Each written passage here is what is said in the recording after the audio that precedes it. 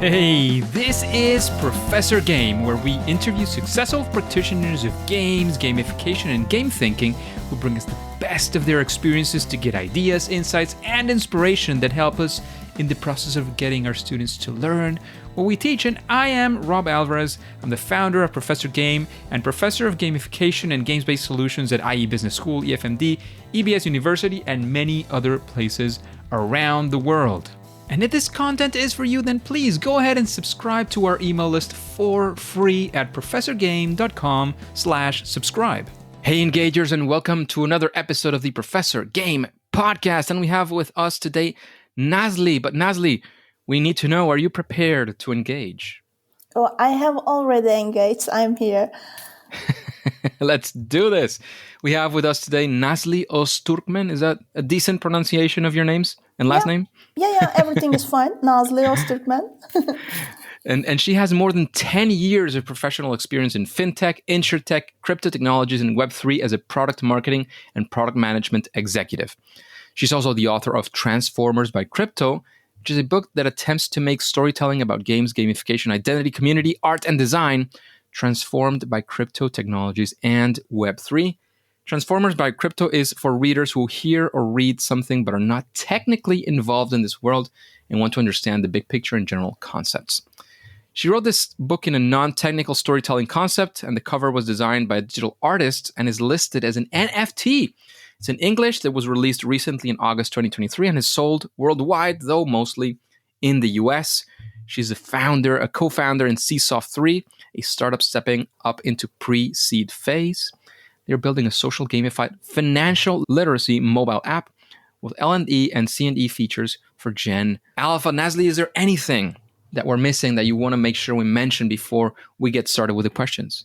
Oh, Rob, everything is fine. You summarized my life, everything I have. So that's cool. Thank you so much. That was a great introduction. Thank you. Thank you for being here. So Nazli, can you tell us, what does a regular day or week, whatever you want to go for, look like? We want to be in your shoes, see what it feels like to be you nowadays. Okay. I think I'm one of those, early morning person who are waking up so early and getting shower, having some meditational and personal time, and then start focusing the day and working. So I really start the day very early, which motivates me.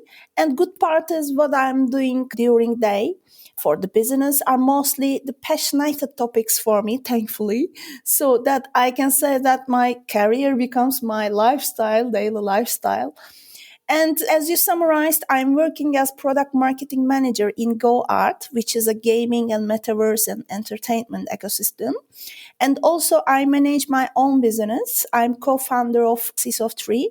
And this is a startup in the US, and we are stepping into pre-seed phase where we are developing a gamified social, a financial mobile app. We are focusing to Generation Alpha.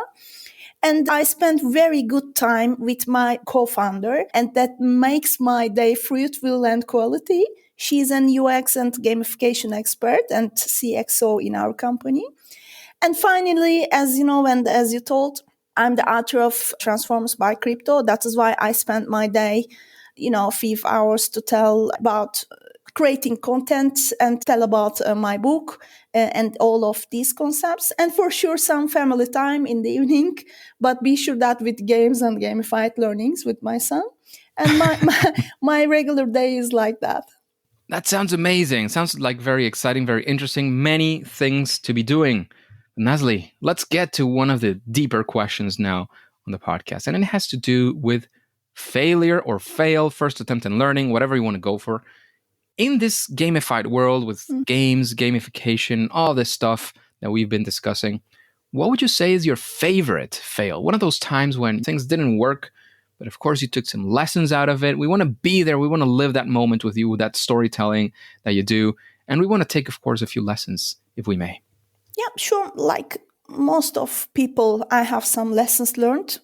Actually, this is good because you cannot be perfect and you shouldn't try to be perfect. And you have some lessons learned with you years by years and during your experiences. when you are doing a project that involves game-based solution or gamification, of course, you are not alone and you don't have unlimited comfortable time. All the projects in business or in your daily life has a limited project time. So for this reason, we can deviate from the flow, or therefore we can skip some crucial steps, unfortunately, by the way. At this point, possibility of making a mistake or reaching a stage where extra effort needs to be spent are increasing in that point. So what I mean is, when a well-targeted audience or a persona study is not carried out in the correct time, in the correct phase for a digital product, I mean, I'm speaking only for my projects or for my experiences or any gamification dynamics. So it costs extra effort in the end or in the middle of the project, extra effort to design an incomplete flow that will divert the product from its main goal and business model. So for that reason, having a good project management, product management, and general management skills are important, of course. And working with a talented team with theoretical and practical experience is crucial. And I had some lessons learned, and I definitely took them into my consideration during my whole experience. So missing some steps, crucial steps, which is about searching or researching, like working with the persona or some planning steps. Can you, Nazli, maybe without mentioning any super specifics of the company or whatever, but can you go in for like a specific time when this happened so that we can, the thing is, essentially people feel like this sounds like a little bit theoretical sometimes. So it's like, oh yeah, we want to be there and have a little bit of that experience that you had, if possible, of course. Oh yeah, of course. I did this kind of missing step in a startup I was working, I think 5 years ago. 4 or 5 years ago. So we designed a gamified translating and a new language learning mobile app together with the good team.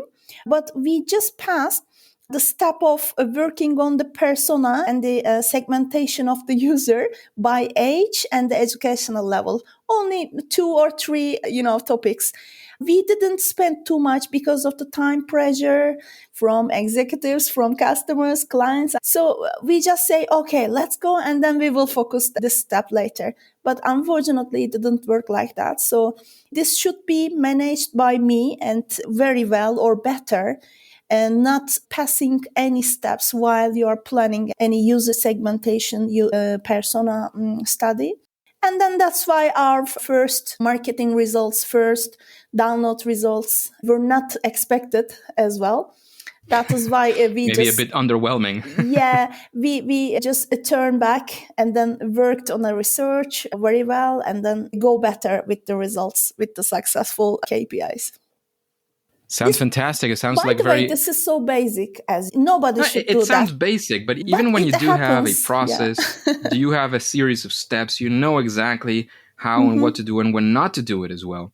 Thing is, it's easy sometimes to say, yeah, we'll have time for that later, or yeah, we know exactly what we're doing, so we can just jump ahead and do these things. It's easy to go there. It's just something that can happen.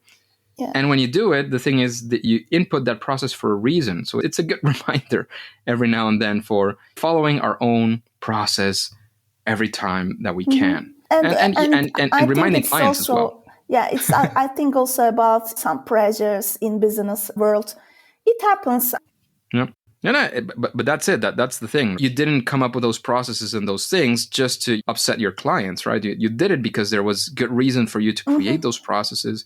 There's good reason for you to do things the way you do them. And that's why you do, right? So that's what I mean. It's easy to say sometimes like, oh yeah, the client wants this, so let's just go ahead. But, you would have probably had a different type of success if you had listened to your own internal voice, so to speak, right? Yeah, absolutely. And this happens. This is normal engagers. This can happen to experienced people like Nazli. This can happen to beginners. This can happen to absolutely anyone. And that's why it's important to have that sort of roadmap, those things to keep in mind that you have them. And again, you have them there for good reason. So Nazli, let's turn it around and look for actually an experience where you did have all the success you wanted, or even beyond what you were expecting at the start. Again, we want to be there with you and maybe look at some success factors of that experience. Yeah, of course. Actually, in the same example, I can tell you that it creates a trust in positive way, in trust with our clients, because they realize that have a knowledge or know-how or experience with managing all of these risks and quickly set up a new study plan and then project plan. This is also the best good part of the some failures, because failures can be a smart failure that you can manage. So this is the good part, I think. Absolutely, absolutely. And how did you get there? Like, you mentioned that you had these difficulties, etc. But how did you manage to eventually like really turn it around? It's a cliche, but kindly a request for 20 days extra day from the executives and the clients, and then we just make a quick plan, and we dedicated some task to our talented team, and then we just turn back at something. Surprisingly, it didn't affect too much development time, but only some fine tunes. So with the good marketing strategy, and then we realized that it is still a successful product, but some fine tunes. And by the way, I have another good example that I lived. Maybe our listeners, engagers, can have some good examples from it as well, because I had a big challenge. It was a failure first, and then I found a way to solve this problem. I think it was 7 years ago or something. I was giving an agile based organizational development coaching to a global insurance company where I was also a manager during 2 years at the same time.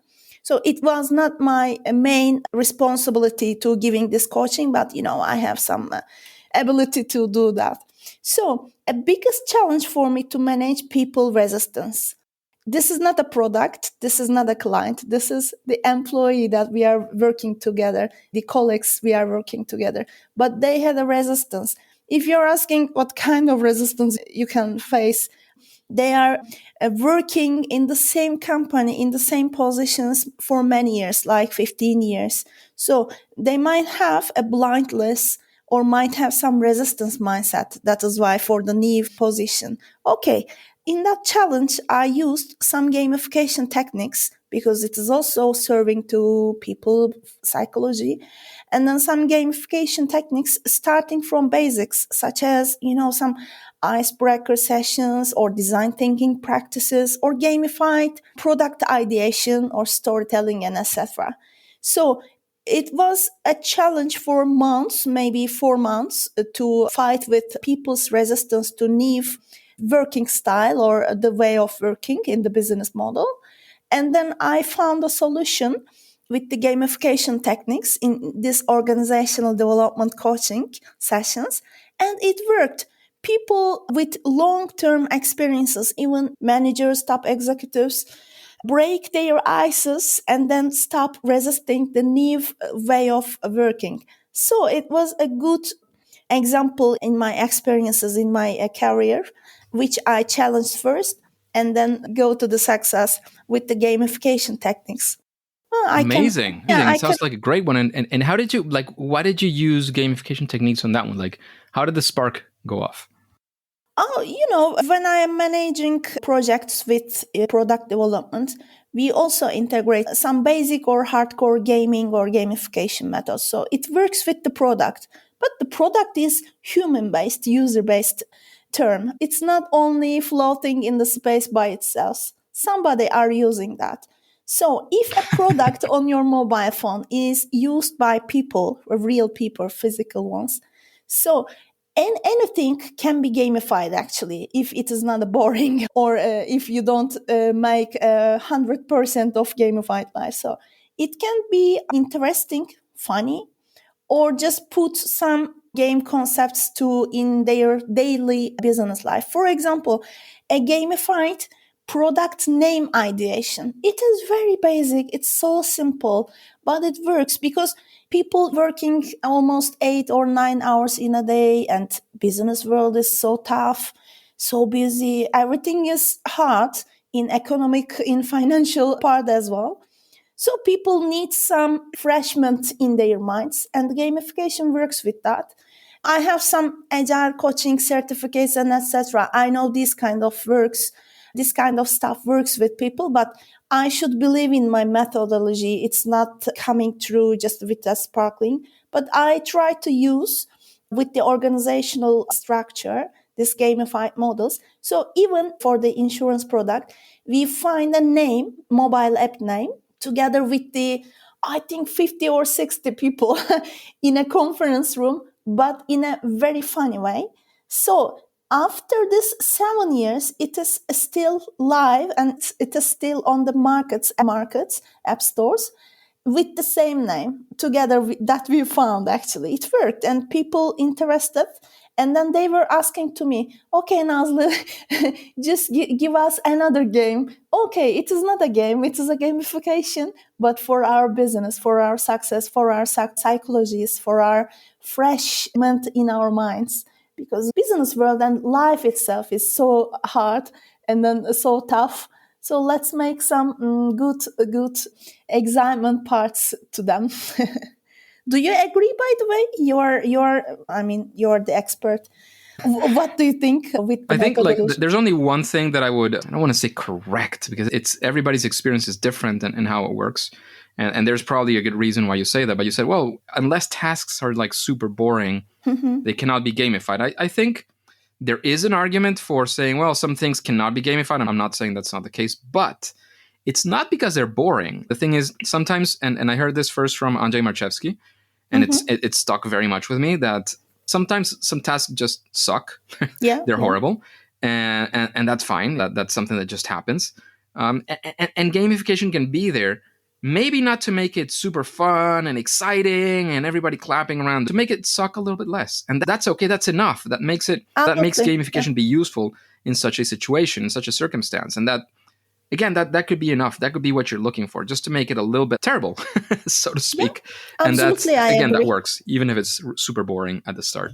So that was the only thing I wanted to comment on, but I agree at least with most of the things that you said along those lines. Thank you very much for that, Nazli. Definitely.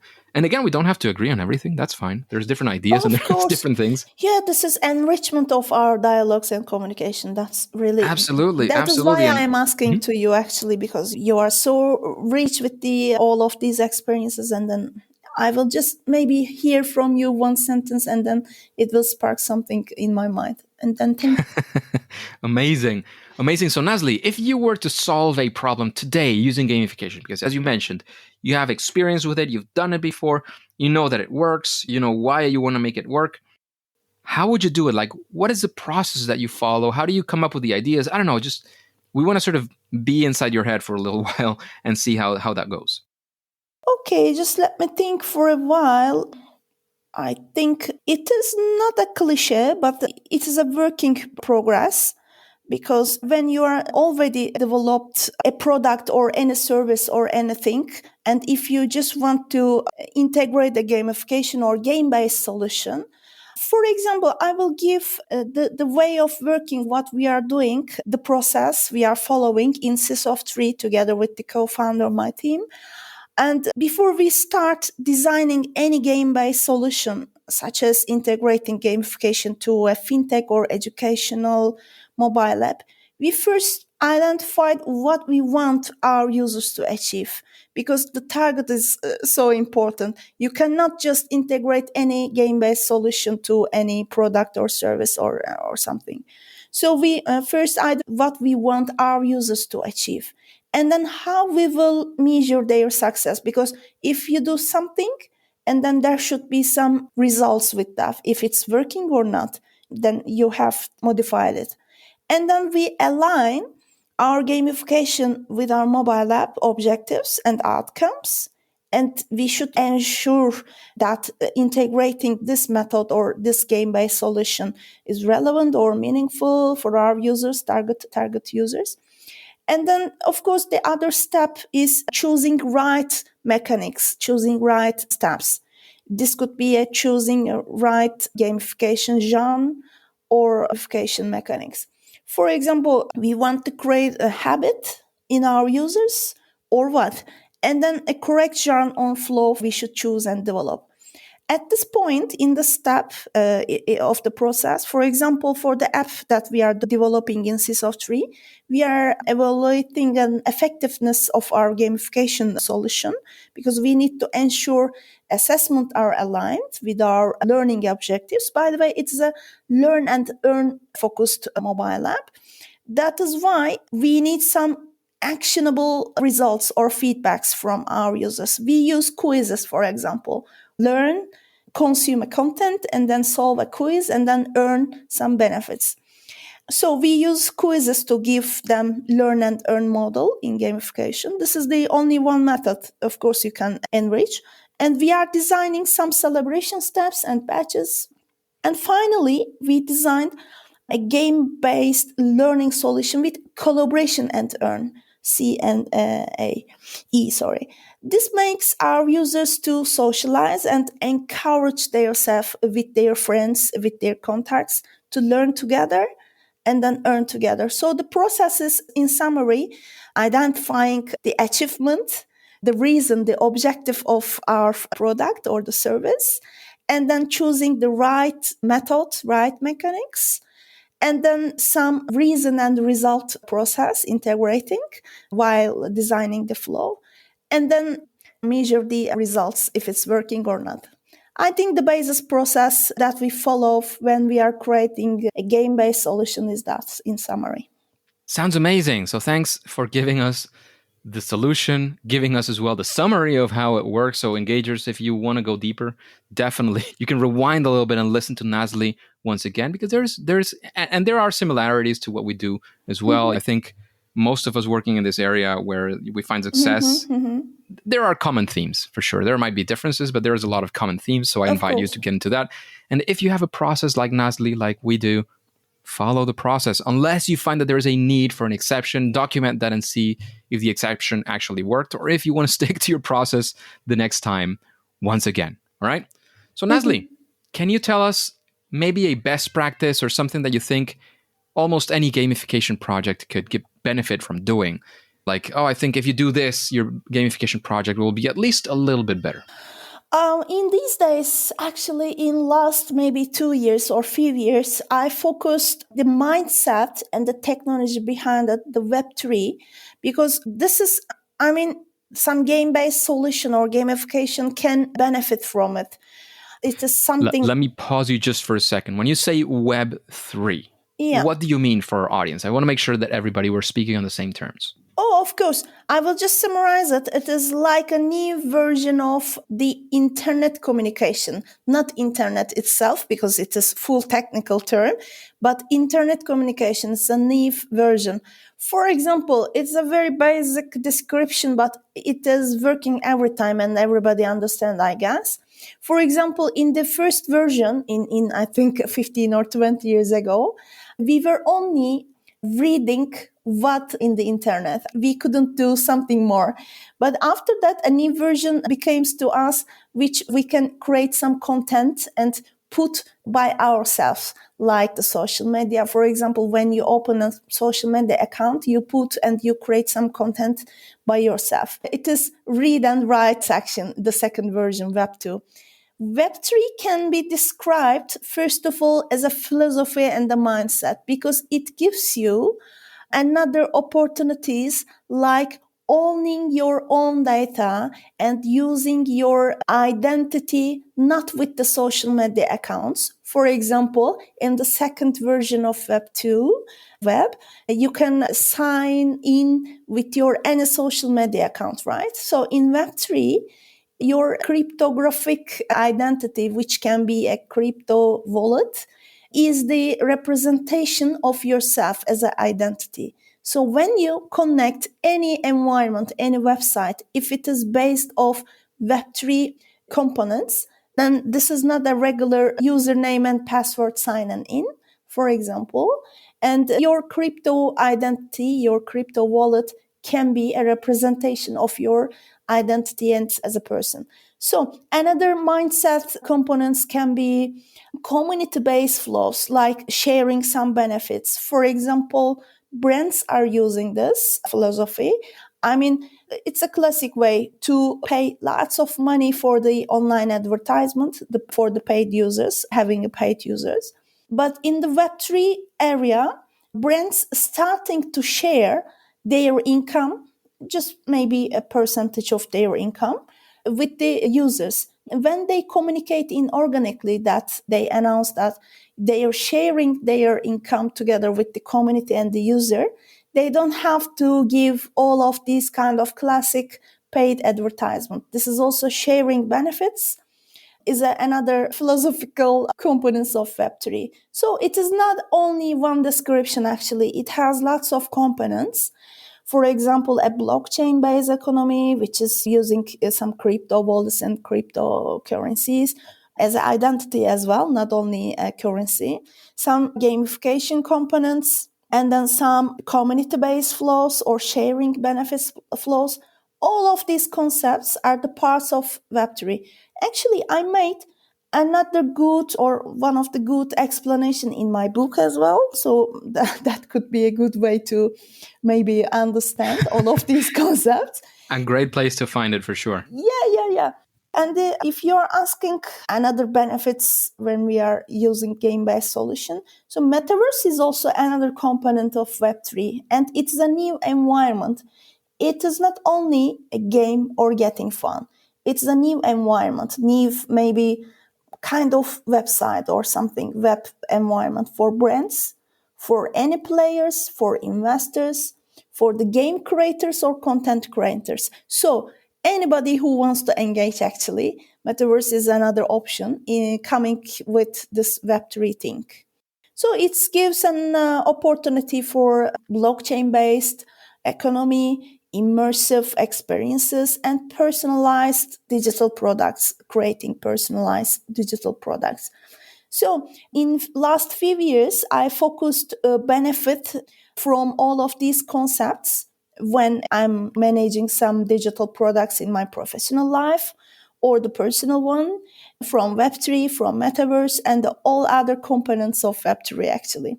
I don't think so. It is a few years hype. I think it is ready to stay here, but let's see. Maybe it will be, some customizable is not a correct word, but maybe it will have some small new versions because mass adaptation is not easy, because we are in this world. Technically we understand things, but most of the people, I mean the mass people, mass users, should understand in their daily life and use easily everything, and then have benefits from all of these services. So maybe Web3 components will have some new small version increasement, but this is not a hype from my perspective. It is ready to stay here. So let's see, let's observe. Totally. It's time to observe. They said gamification was a hype as well, and it was in many ways. It's not a hype anymore, and it's still around. Openly, overtly, covertly, depends on who you're talking to. Yeah. But it's still around, and hopefully will still be around. But Nazli, we know you have a fantastic book. So next to your book on our libraries, is there a book that you will recommend an audience like this one, like The Engagers? Oh, it is funny that it is not a focused to purely game or gamification, but I can recommend the book of Flow if you heard about it or read already.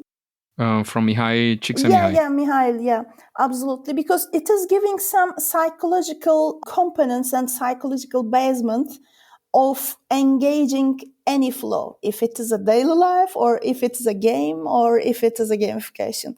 So that is why I take it seriously, and I really liked that book. Actually, I just read it in a few months ago, not years ago, but it really put a good approach to my life. So yeah, a good recommendation can be this to our engagers. Amazing. That sounds like a great book to recommend for sure. And keeping up with the recommendations, regrettably, Mihai Csikszentmihalyi cannot be part of this recommendation because he is no longer with us. But if you wanted to have a guest after hearing the questions and knowing the flow of the podcast, is there somebody that you would like to listen to answering these questions, a future guest for Professor Game? Oh, yeah, I have. I definitely would like to share with you the name. You can search.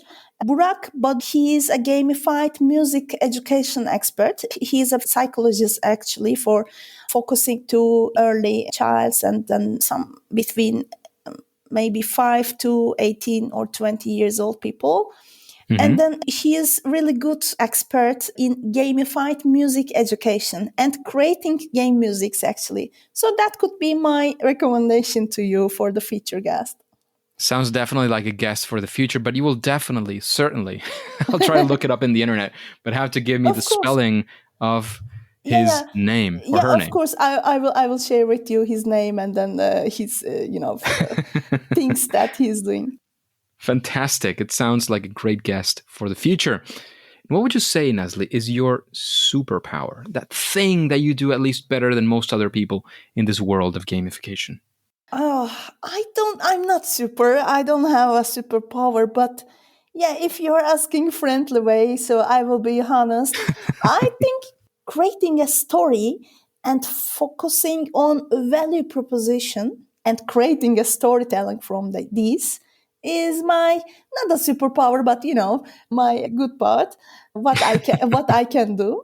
So I can say that this creating a storytelling and creating a story focusing on the value proposition of anything. I mean, it could be, a digital product. It could be a brand itself or a company itself. I think this one. And I like creating an experience. I think digital and physical hybrid experience is on my agenda lately. I focus on this. So I have some, good experiences and examples with that. So that could be my superpower, I guess. I hope. I'm sure it is. And Nazli, I remind this to the guests and to the engagers. Superpowers are not exclusive. Doesn't mean you're the only one, right? Thor can fly, so can Iron Man, and so can, I don't know, Doctor Strange in the Marvel Universe. So that's fine. That's fine. So thank you very much for that. And Nazli, what would you say is your favorite game? This is the fantastic question. Now we are speaking a good topic, a very good topic. My favorite game console is, if it's okay to say that, but it's Nintendo Switch, and I play Splatoon 2. I think in last 2 years, but I have a guilty pleasure. I'm not playing frequently, but I like watching in Twitch or in another places. A Journey. I'm sure you know the game, The Journey. It's an indie adventure game. I think it's my passionate about creating story and making storytelling, because the journey is that puts you in the role of explorer in the worlds. So in your own creation, you create in the way. That is why I guess I love Journey. I love discovering new details, gathering new inspiration from that game. Even I'm not playing, I like also watching who are playing and broadcasting live. So I'm sure, especially designers, writers, and other creative person would love Journey. Yeah, these are two favorite games: Splatoon 2, which I'm playing frequently in Nintendo Switch, and then my guilty pleasure is Journey. Absolutely. For different reasons, for sure. So Nazli, thank you very much for sharing this time with us. Thank you for being here, for being part of this quest for the engagers. However, as you know and the engagers know, we are just about to reach the end. Before we let you go, can you let us know where we can find out more about you, about your work, any call to action that you may have? I don't know. This is the time for you to close it up. Okay, I'm very active on LinkedIn, all about these topics and concepts that I'm talking today, about my book, about the product that we are developing together. So in LinkedIn with my name, everybody can reach me, and I will be happy to actually chat and happy to connect. I think I can also send an open invitation from here to developers who might interested what we are doing for some AI and Web3 parts, gamified parts. Then we can connect on LinkedIn. That would be great. Absolutely. Thank you again for being with us, Nazli. As I said before, however, it's been a pleasure. However, we still have to go. So, engagers, thank you for being here. Nazli, thank you for your time. Thank you so much. It was a pleasure with you. Now it's time to say that it's game over. Engagers, it is fantastic to have you around. And this podcast makes sense thanks to you. So how about we connect on LinkedIn so you can let me know things like who do you want to have as a guest? If you have any questions, anything that you might need our help with, you can find us on LinkedIn as Professor Game, and you'll find it's definitely the only page you will see with that and the logo you already are probably familiar with. We're always sharing content, gamification on the podcast, especially around education, learning, and how can gamification and game-inspired solutions help your project, your life, whatever that looks like. So before you click continue, remember to subscribe or follow, which is also for free, using your favorite podcast app, and listen to the next episode of Professor Game. See you there.